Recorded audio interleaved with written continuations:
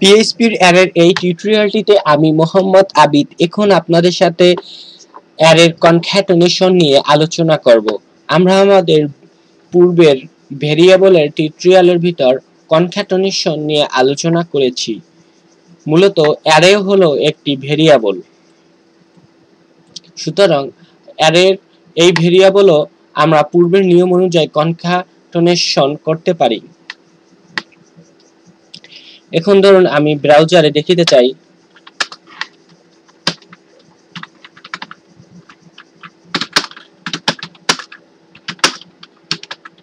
My name is Abid Ajam Khan। এই লেখাটি আমরা এখন ব্রাউজারে দেখিতে চাই, অর্থাৎ আমরা মাই নেম ইজ আবিদ আজম খান এই লেখাটি ব্রাউজারে দেখিতে চাই। এভাবে না লিখে আমরা আবিদ আজম খান এই তিনটি আমরা এখানে অ্যারে ভেরিয়েবল ব্যবহার করে দেখিতে চাই। আমরা আমাদের পূর্ববর্তী টিউটোরিয়ালগুলোর ভিতর একটি টিউটোরিয়াল ভেরিয়েবলের কনক্যাটেনেশন এই অধ্যায়ে আমরা দেখেছি কিভাবে ভেরিয়েবলকে কনক্যাটেনেশন করতে হয়। এখন এই অধ্যায়ে আমরা দেখিব অ্যারে ভেরিয়েবলকে কিভাবে কনক্যাটেনেট করতে হয়। এখন মূলত অ্যারে ভেরিয়েবল এবং আমাদের পূর্বে যে আমরা সাধারণ ভেরিয়েবলকে যেভাবে কনক্যাটেনেট করেছি তার ভিতর কোনো পার্থক্য নেই। শুধু অ্যারে ভেরিয়েবলটি আমরা ব্যবহারের ক্ষেত্রে আমাদের অ্যারে ভেরিয়েবলের পাশে একটি স্কয়ার ব্র্যাকেট ব্যবহার করিতে হয়। এখন আমরা যদি আমাদের পূর্বের নিয়ম অনুযায়ী আমরা সাধারণ ভেরিয়েবল ব্যবহার করে আমরা ব্রাউজারে my name is Abid Azam Khan দেখিতে চাই, অর্থাৎ আমি প্রথমে তিনটি ভেরিয়েবল নিয়েছি, variable variable name one, variable name two এবং ভেরিয়েবল নেম থ্রি। এই ভেরিয়েবল তিনটি ব্যবহার করে আমি যদি ব্রাউজারে দেখিতে চাই তাহলে আমার প্রথমে একটি ভেরিয়েবল লেখার জন্য কনক্যাটেনেশনের চিহ্ন দিতে হবে, জানিয়ে আমরা আমাদের ভেরিয়েবলের কনক্যাটেনেশন অধ্যায়ে আলোচনা করেছি। এবং তারপরে আমার ভেরিয়েবলের নাম দিতে হবে এবং ভেরিয়েবলের নাম মাই নেম ইজ, এখন আমরা ব্রাউজারে দেখিতে পারবো মাই নেম ইজ আবিদ, কিন্তু এখন আমরা যদি ইজ এর পর একটি স্পেস চাই তাহলে আমার অবশ্যই একটি স্পেস এখানে দিতে হবে। এবং তারপরে আমি যদি আরেকটি ভেরিয়েবল লিখিতে চাই আমি এভাবে আরেকটি ভেরিয়েবল লিখিতে পারবো না ইহার পাশে সাথে এর জন্য আমাকে কনক্যাটেনেশনের চিহ্ন ব্যবহার করতে হবে। এবং কনক্যাটেনেশনের চিহ্ন ব্যবহার করার পরেও আমরা একই সাথে আরেকটি ভেরিয়েবল লিখিতে পারিব না। ইহার জন্য আমাদের অবশ্যই একটি ভেরিয়েবলের পাশে আমরা কোনো সময় আরেকটি ভেরিয়েবল রাখিতে পারি না, তা কনক্যাটেনেশনের চিহ্ন ব্যবহার করেই হোক অথবা না করেই হোক। আমরা কেবল একটি স্ট্রিং ডাটার পরে অর্থাৎ একটি টেক্সটের পরে আমরা একটি ভেরিয়েবল রাখিতে পারি এবং আমরা ভেরিয়েবলের আগে পরে আমরা টেক্সট কিংবা স্ট্রিং ডাটা রাখিতে পারি। সুতরাং আমরা এখন এই কনক্যাটেনেশনের চিহ্ন ব্যবহার করে আবার একটি স্ট্রিং ডাটা রাখিব। ধরুন আমি স্ট্রিং ডাটা রাখিতে পারি আজম।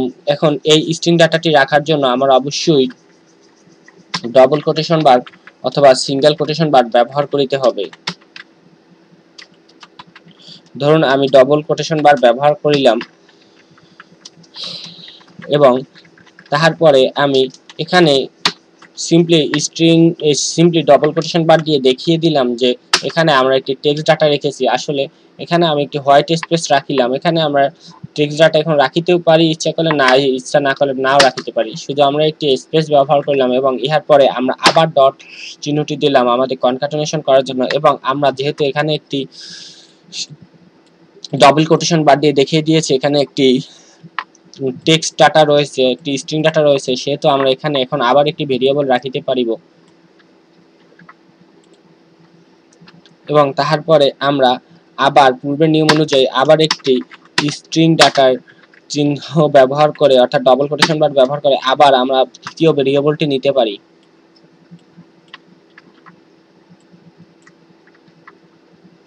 এখন যদি আমরা ব্রাউজারে ইহার প্রিভিউ দেখি তাহলে আমরা দেখিতে পারবো মাই নেম ইজ আবিদ আজম খান। আমরা একই জিনিস ব্রাউজারে দেখিতে আছি। এখন আমরা যদি এই লেখাটি ব্যবহারের ক্ষেত্রে এই জায়গায় যে ডবল কোটেশন বার ব্যবহার করেছে এখানে যদি আমরা সিঙ্গেল কোটেশন বার ব্যবহার করতাম তাহলে আমরা একই জিনিসের প্রিভিউ পেতাম। ধরুন আমি এখানে প্রত্যেক স্থানে আমি সিঙ্গেল কোটেশন বার ব্যবহার করিতে আছি ডবল কোটেশন বার পরিবর্তে, এবং আমরা আমাদের লাইনটিকে নিচে নিচে দেখার জন্য আমরা লাইন ব্রেক কমান্ড ব্যবহার করতে পারি। HTML এর লাইন ব্রেক কমান্ডটি আমরা এখানে ব্যবহার করতে পারি।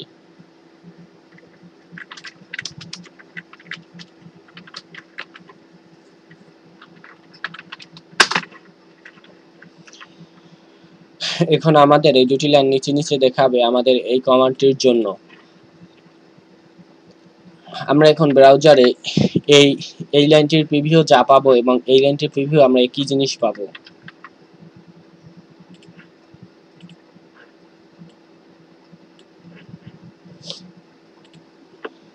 এখন আমরা যদি এভাবেও দেখিতে চাইতাম, আমরা যদি চাই তাহলে আমরা পূর্ববর্তী টিউটোরিয়ালে শিখেছি যে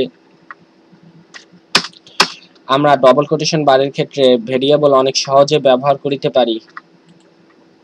তাহা হলো, আমরা যদি ডবল কোটেশন বারের ভিতর লিখিতাম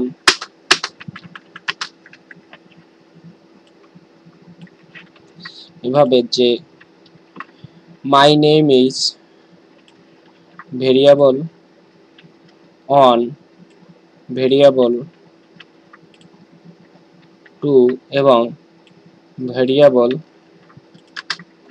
3, তাহলে আমরা একই জিনিস ব্রাউজার প্রিভিউ পেতাম। আমরা ডবল কোটেশন বারের ক্ষেত্রে আমরা ভেরিয়েবলগুলো এভাবে ব্যবহার করিতে পারি, অর্থাৎ ডবল কোটেশন বারের ভিতর আমরা এরকম ভেরিয়েবল অন এবং ভেরিয়েবল 2 এবং ভেরিয়েবল 2 লিখিতে পারি, কিন্তু আমরা সিঙ্গেল কোটেশন বারের ক্ষেত্রে ইহা লিখিতে পারিব না। এটা আমরা আমাদের পূর্ববর্তী টিউটোরিয়ালে আলোচনা করেছি। আমরা সিঙ্গেল কোটেশন বারের ক্ষেত্রে যদি এরকম লিখি তাহলে আমরা ভেরিয়েবলের মান পাবো না। ইহা কেবল আমরা ডবল কোটেশন বারের ক্ষেত্রে এভাবে যদি লিখি তাহলে আমরা এখন ব্রাউজারে মাই নেম ইজ আবিদ আজম এবং খান এই লেখাটি প্রিভিউ পাবো। এখন আমরা আমাদের এই অধ্যায়ে দেখিব কিভাবে অ্যারে ভেরিয়েবল ব্যবহার করে আমরা এই লেখাগুলো প্রকাশ করতে চাই, অর্থাৎ আমরা এখানে ভেরিয়েবল অন রাখিব না এবং ভেরিয়েবল 2 ও রাখিব না এবং ভেরিয়েবল 3 ও রাখিব না। আমরা এখানে যাহা রাখিব তাহা হলো অ্যারে ভেরিয়েবল, এবং আমাদের অ্যারে ভেরিয়েবলটির নাম হলো ভেরিয়েবল নেম, এবং ইহার পরে আমরা আবিদ লেখাটি যদি দেখিতে চাই তাহলে আমার আবিদ লেখাটির কি হলো 0, এবং ইহার পরে আমি আবার আমার অ্যারে ভেরিয়েবলটি কল করলাম, এবং এখন যদি আমি আজম লেখাটি দেখিতে চাই তাহলে আমরা তাহার কি কল করব, এবং ইহার পরে আমি যদি খান লেখাটি দেখিতে চাই তাহলে আমার খান লেখাটির কিকে কল করতে হবে। এভাবে আমরা অ্যারে ভেরিয়েবল ব্যবহার করিতে পারি।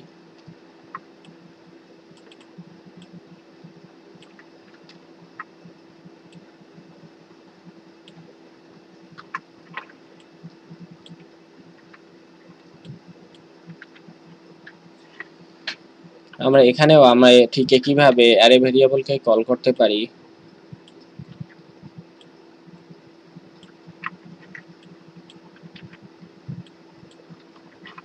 এখন যদি আমরা ব্রাউজার ইহার প্রিভিউ দেখি তাহলে আমরা একই জিনিস দেখিতে পারিব। এখন যদি আমরা আমাদের এই অ্যারের ভ্যালু তিনটির মান চেঞ্জ করে দিই, ধরুন আমি একটি নাম রাখিলাম এ শাহাদাত এবং দ্বিতীয় মানটি রাখিলাম ইসলাম এবং তৃতীয় মানটি রাখিলাম রাকিব, তাহলে আমরা প্রথমে নেম ভেরিয়েবল নেমের ভিতর প্রথমে আমরা 0 কিটি কল করেছি অর্থাৎ শাহাদাত, এবং তারপরে অন কিটি কল করেছি অর্থাৎ ইসলাম, এবং তারপরে 2 কিটি কল করেছি অর্থাৎ রাকিব। এখন আমরা ব্রাউজারে দেখিতে পারিব যে মাই নেম ইজ শাহাদাত ইসলাম রাকিব।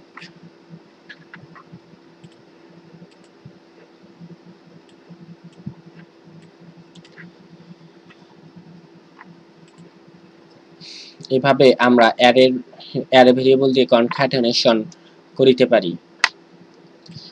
আমরা আমাদের ধারণাটি আর একটু ক্লিয়ার হওয়ার জন্য আমি শেষবারের মতো অ্যারে কনক্যাটেনেশন নিয়ে আলোচনা করছি। আমি যদি আমার এখন ব্রাউজারে সাদাত ইসলাম রাকিব এটি দেখিতে চাই, তাহলে আমি প্রথমে আমার অ্যারে ভেরিয়েবলটির নাম নেব, তা হলো ভেরিয়েবল নেম, এবং তারপরে আমরা প্রথমে যদি সাদাত লেখাটি দেখতে চাই তারপরে আমি 0 লিখিব, এবং তারপরে আমি যদি ইসলাম লেখাটি দেখিতে চাই তার জন্য আমরা কনক্যাটেনেশনের চিহ্ন ব্যবহার করিব, এবং তারপরে আমি সিঙ্গেল কোটেশন বার অথবা ডাবল কোটেশন ব্যবহার করিব, এবং তারপরে আমি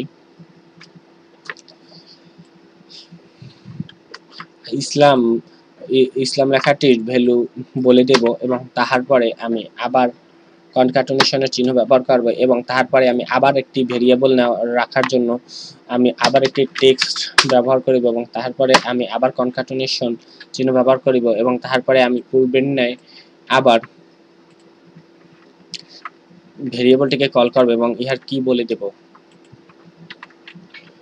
এখন যদি আমরা ব্রাউজারে ইহার প্রিভিউ দেখি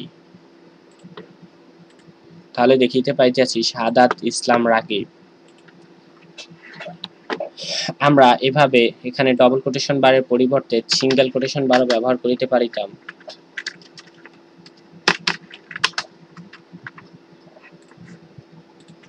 তাহলে আমরা একই জিনিস প্রিভিউ পাচ্ছি। আবার এখানে আমরা যদি কেবলমাত্র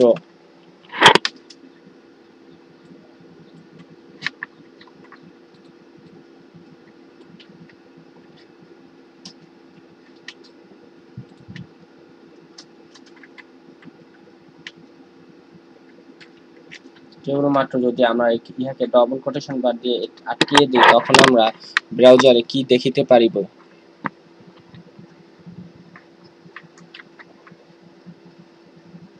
তখন আমরা ব্রাউজারে শাহাদাত ইসলাম রাকিব এই লেখাটারই প্রিভিউ পাবো। সুতরাং আমরা দেখিতে পাইলাম একটি সাধারণ ভেরিয়েবল এবং অ্যারে ভেরিয়েবল এর কনক্যাটেনেশনের নিয়মে কোনো পার্থক্য নেই। আশা করি আপনারা বুঝতে পেরেছেন। আপনাদের লার্নিং সাপোর্টের জন্য আমি আমার ভিডিওগুলোকে ইউটিউবে একেবারে ফ্রি করে দিয়েছি। আপনারা যদি আমার ভিডিও দেখে কিছু শিখে থাকেন তাহলে আমাকে সাপোর্ট করার জন্য আমার চ্যানেলটিকে সাবস্ক্রাইব করুন, আর ভিডিওটিতে লাইক এবং কমেন্ট করতে ভুলবেন না। আপনাদের যদি কোনো প্রশ্ন বা সাজেশন থাকে তাহলে তা কমেন্টের মাধ্যমে জানাতে পারেন।